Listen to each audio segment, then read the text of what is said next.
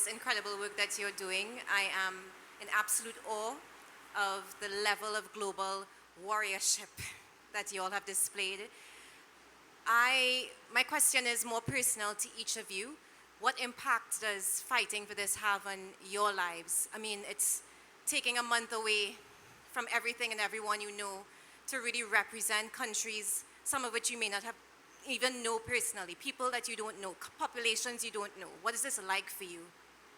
I think it was Kishan that spoke to the need for endurance. It is an exercise in dedication and commitment. It is an exercise in having to explain to friends and family why you've missed another wedding, why you couldn't go to the funeral, why you've missed 6 or 7 birthdays in a row. Kishan has missed quite a few for one of his children. So it is an exercise in having to explain to the people you love, the people who are closest to you, why you do this work and the impact that you hope but cannot guarantee that it will have. It is not easy, but we persist. Don't know if anyone else wants to offer any words on this. Kristen. Thanks, Rue, and thank you for the question, Jen. Good evening, everybody. Just to add to what Rue has said, I think when you're there on the ground and you understand the gravity of what you are working to achieve, at least to try to achieve, you're thinking about the people you love. You're thinking about the people, the birthdays you've missed, etc., and you're saying that you're doing this for them. At the same time, we are also continuously trying to find ways to connect this nebulous negotiations, black hole that we are in with on-the-ground impacts that people are facing. And Rue and I, as well as the rest of the team, are always in conversations as to how we can make the connections so that those who are affected by the impacts of climate change can benefit from the work that we are doing and ensure that we are fighting for changes to happen here on the ground as well. So while sometimes we may feel like you just see an incremental change, and sometimes you may feel like you want to give up, you remember that there's stuff happening on the ground that this can make a difference for. I don't know if anybody else wants to. So I just want to sort of, what Kristen has mentioned is a good segue into why I find myself doing this work. And really, I think about it as sort of really giving my life purpose, and sometimes I think about it as a matter of survival, not just for my people, everybody else who are finding themselves in the similar situation. I'm going to take you all on a little throwback story, which sort of led to why I've chosen to really shape my quote-unquote professional career around sort of working in climate change. So I grew up on the beach in the Republic of Palau, of course, and our house is built on stilts, first of all. Stilts are probably this high. And one day I woke up to 2 feet of ocean water in our home. We had to replace everything in our home, all the electrical wires, literally everything in our home. And I've always looked in nature in awe, and however, I've always known that I have to respect nature. It was the source of our livelihoods, and we coexist with nature. But also sort of reflecting on how dangerous, nature could be. It's a matter that, it is in our hands, but when it gets to a point where nature has had enough, nature will come through and do what it has to do. So just thinking about that, I was thinking about then what my family had to go through that experience, and then further thinking about, what would happen to the rest of the people from my island. I don't want to be a climate refugee. Our people, if we move, yes, we are mobile and we can adapt if we were to move to a different country, sort of learn to relive. However, we'll lose all of our resources, our cultural identity, what makes us who we are. And so that really then led me into getting into this work and trying to find a way to make some sense of it, translate it in words that folks from larger developed countries can understand and finally take action. I will say I am pretty young, so I'm early in my career. That is my goal, similar to everybody here. I think it will take real stamina, I observed, but it is a fight that, is worth it. It is really survival, and that is my reason.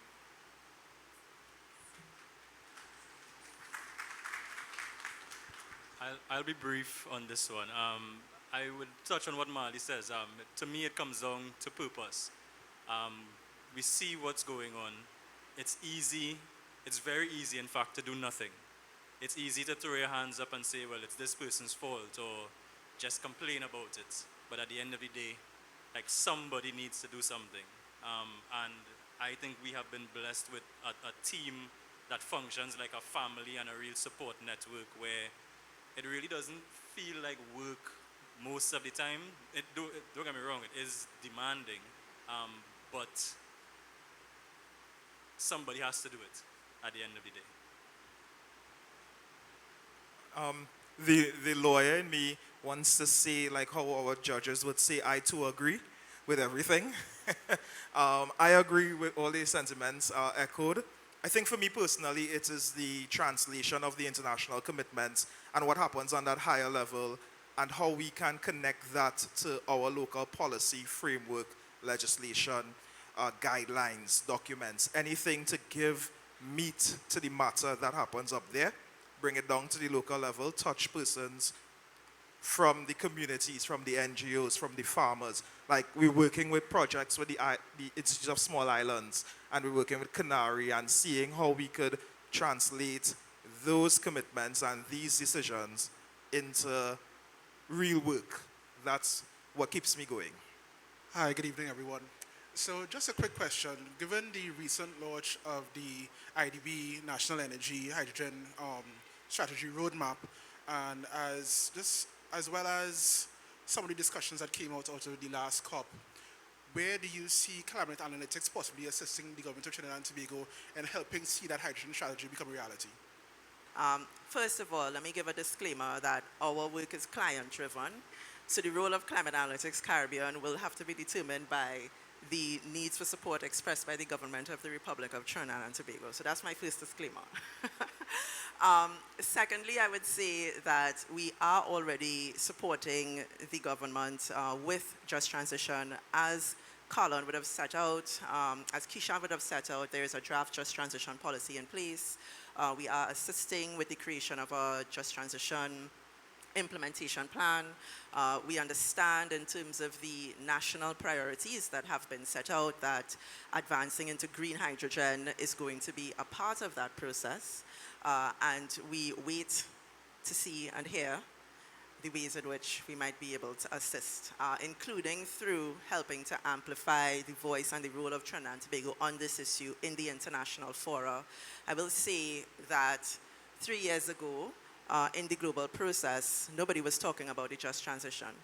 So it's a fairly new issue, which provides a certain level of opportunity, in particular for countries like Trinidad and Tobago that can tangibly demonstrate so much progress if we approach this with the level of commitment that it deserves. And I'll pass on to Kristen. Thanks, Ruth. And just to add to what Ruana has really rightfully said, in terms of work on just transition and green hydrogen definitely provides opportunities, as Ru has said. But one of the things we have to ensure is that in pursuing those opportunities, we don't backtrack on any of the commitments that we have made. And so I think it will take a lot of research and making sure that as we transition in that direction, if we do it in the right way. So yeah, I'll leave us at that. Thanks. Good evening. It's more a comment than a question. And I want to congratulate my former officer, Ruana Haynes, for inviting me to this activity. Ruana go back a long time with myself at the United Nations, and she has always been a champion for sustainable development and climate change, as well as Kishan Kumar Singh. I think the anecdotes provided about the personal experiences are important, because sometimes in Trinidad and Tobago and even beyond, people don't know or take for granted the personal sacrifice that delegates make. I recall being in Paris with Kishan in 2015, leading the delegation, and as a vegetarian, it was difficult to get anything to eat. So I subsisted on bread and cheese for almost 15 days. And I must commend for the continued work Kishan and Ruana and the others are doing. But our friend from Seychelles has mentioned something about Palau, sorry, because the pieces are in my mind, and for a particular reason.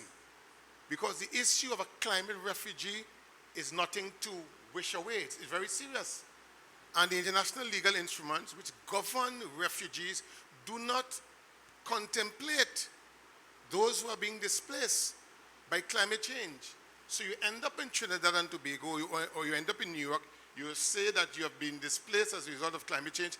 There is no legal obligation to accept you as a refugee because the Refugee Convention does not contemplate our friend in Palau, from Palau and so on. So business is very serious. Loss and damage, I was happy when I heard that mechanism, which to me is the best thing coming out of the COPs in the last few years. But does loss and damage contemplate damage as a consequence of your state having disappeared? Where do you live? I remember speaking to a colleague at the UN, the ambassador from the Maldives, who for them is a real issue. And I hope the delegates and climate analytics and so on will, as I heard Ruana mention, the issue of climate and oceans, pay greater attention to that. And that is what the Commission of Small Island States on Climate Change and International Law is doing right now, seeking an advisory opinion from the International Tribunal for the Law of the Sea on matters of this nature. So I hope that we see more of climate analytics in advising its client or clients in the Caribbean on the issue of oceans and climate change, because we all subsist in the Caribbean Sea. Thank you very much. All right, we have time for one last question. Anyone?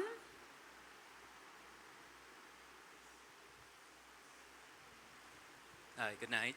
My name is Derek Lukpat. First of all, thanks for the work you've done to date. Very impressive. Kudos to you all, and by extension, the Ministry of Planning and Development and the Government of the Republic of Trinidad and Tobago. I paid very close attention to the presentations, and what I would love to hear from the climate analytics team is your perspective on what may or may not be within your purview, but is the treatment of the root cause. Is one thing about trying to out the fire, but the cause of the fire, and I would argue, is connected to our global linear economy and the way we consume. Given the insight that you all have, the experience you've had, what would be your perspective on treat cause? Because getting it to achieving the 1.5 degree threshold, etc., is fine. What happens after that? How do we deal with the underlying root causes? I heard Mr. Mendoza just touch on it briefly, but I'd love to hear your perspectives on that. I believe you're speaking about revolution, in a sense. What I will say is that this question about sustainable consumption and production, or bringing consumption practices down, or zero growth scenarios, they are all ideas and concepts that are being thrown around in the context of the international discussion, but not specifically or necessarily being negotiated.